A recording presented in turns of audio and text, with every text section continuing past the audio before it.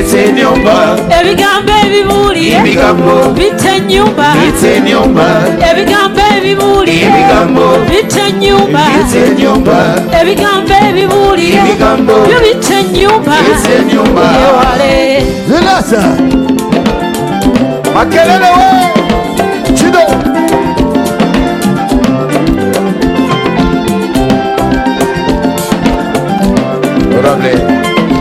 Katikkiro nsaba tukuziniremu zenna abagunjuzi ne ssaabagunjuzi otulabe nga tukuziniramu.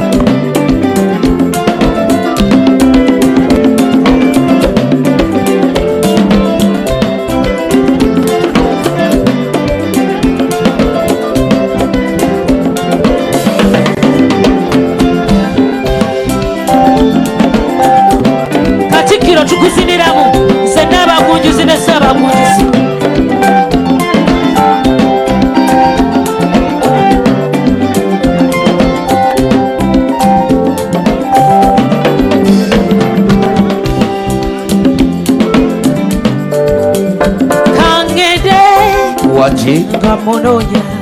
C'est vrai. Walibula kale dita Wanji. Ye mwana ngana Pita dieta Mwabamfuma Sifa yose Lichiro Mbamulota Buli kumacha Mega mulize Zekangede Hopu mulete Osanga ndi musula, osanga ndi musanga, osanga ndi musula, osanga ndi musanga, osanga ndi musula, osanga ndi musanga, osanga ndi musula, osanga ndi musanga. Thank you.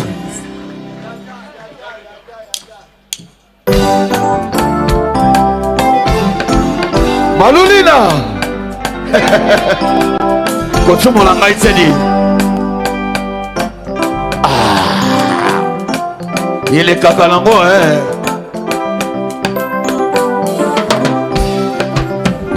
Nasalimia mzee wa kazi Katikiro ya Buganda. My big boss. Ngayo ngayo ngayo.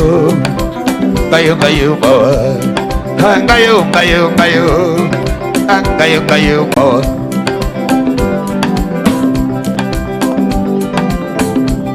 Ngayo ngayo ngayo. Ngayo ngayo ngayo. Ngayo ngayo ngayo. Ngayo ngayo ngayo. Iya boy ngatina teo na sengi palado. Na zangi sutena vina ngai kabundele la ngai. Mobale ya boy ngana seyando to alotina zoli yebanda. Na tonga la mukala tuna ngai akamanti decision.